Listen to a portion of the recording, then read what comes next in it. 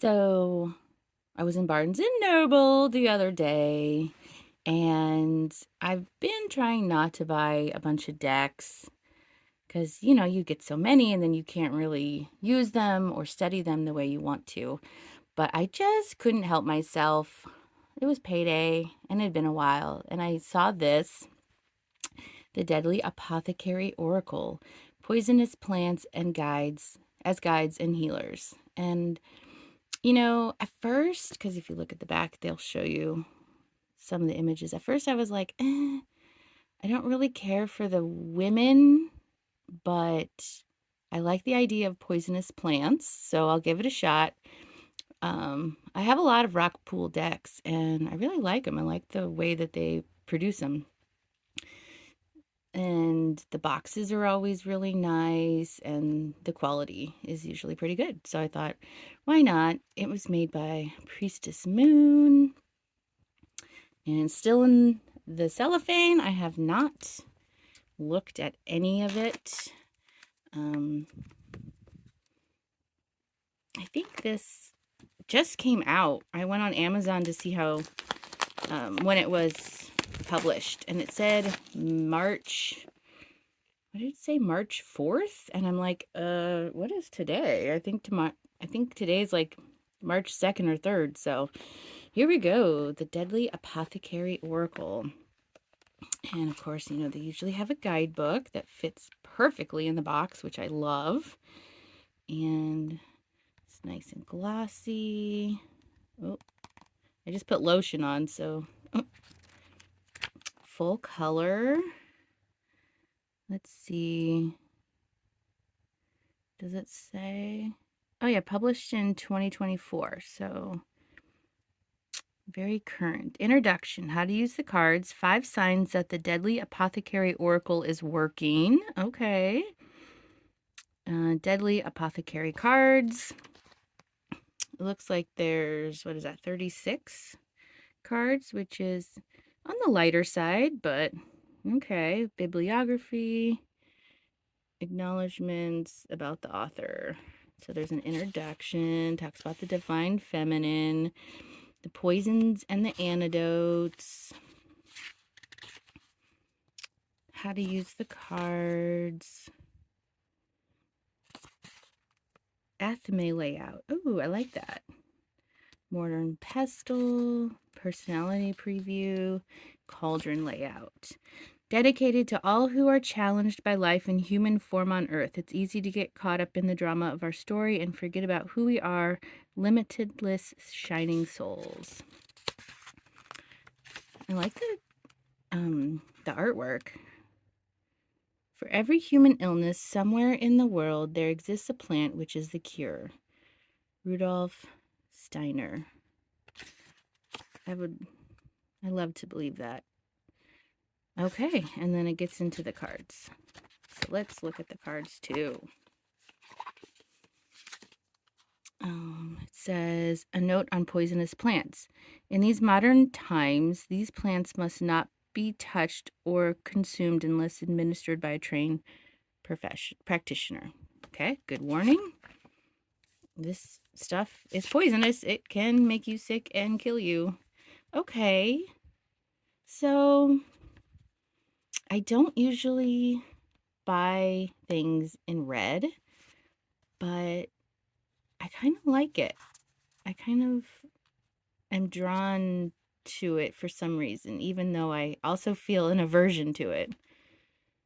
Okay, looks like it's reversible. Here we go. Let's see if I'll get this so we can look at them all. Can I zoom in? I've got my dog Wendy here. She came to join me. All right, so these aren't in order anymore because for some reason, when I did the flip through, it wasn't recording. So they're out of order. I've shuffled them. So I am hoping that there's a foxglove in here. I'm curious to see what it would say and how it would, what the card meanings would be. So I'll just go through them quickly. Here's the hemlock, water, dropwort, and it has the number, so you can look it in the guidebook. the plant name, and then a message keyword. Trust that feeling. Death cap, sleep, step into your power. Mandrake, obsession. There it is. Foxglove, magical thinking. How do I feel about the pink? Yeah, it's an alright card. She's got, is that like a bee or butterfly on her head? Madonna lily, spiritual superiority. Nutmeg, manifesting. Lily of the valley, open your heart. Angel's trumpet, open your mind. Snowdrop, go with the flow. Cherry laurel, peacekeeper. Baneberry, just ask. Giant hogweed, in/tolerance. Stinging nettle, rethink restriction. Belladonna, accept your fate. You, embrace change. Poison ivy, psychic vampire. Tobacco, the guru. Black hellebore, drop the drama. Oh, how do you pronounce that? Narcissus, walk away. Mistletoe, independence. Black Byrony, catharsis.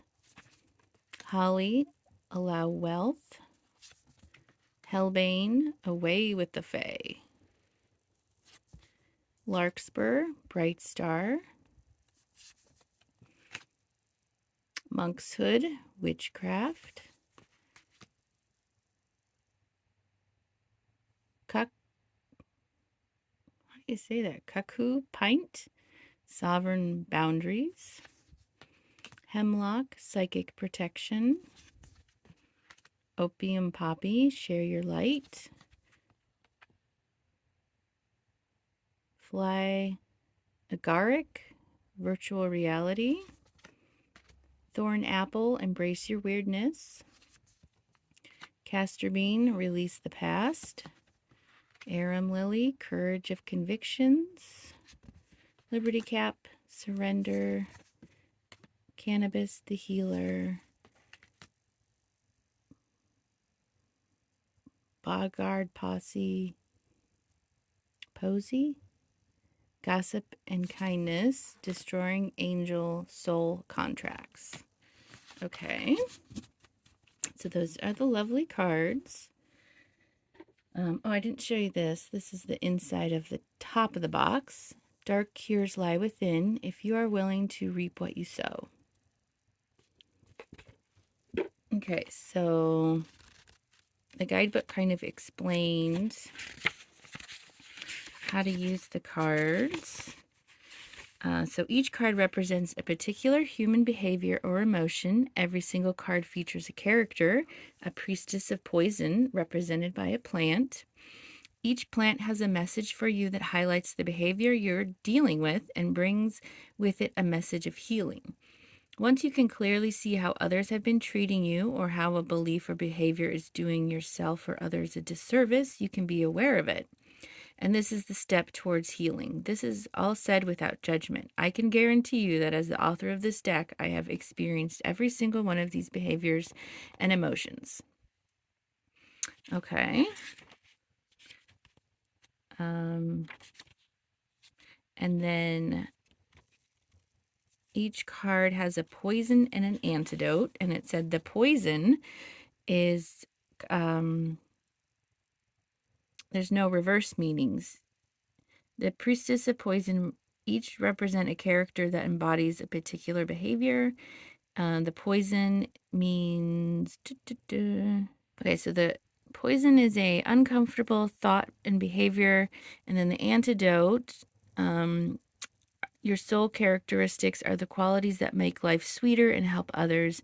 These are your awake actions where you consider how we are all connected. Light emotions come from the heart and lead to beautiful synchronicities and joyful experiences. So let's see how that plays out. Let's find the foxglove card again. Here it is. And we'll look at the poison and antidote for this one. It's what, number 19? Okay, so magical thinking. The poison. The disempowered foxglove has unrealistic expectations of themselves and others, who they believe should read their mind and automatically know what they want and need. They hold idealistic views about how things should be and think the world must fit this vision. Being optimistic is a good trait, but it's impossible to control everything and everyone with their magical thinking. Every human is born with free will, which keep things interesting. Unfortunately, when foxglove expectations are not met, and usually by circumstances beyond their control, they spiral into anger and frustration, becoming highly distressed and believing the world to be a very unkind place.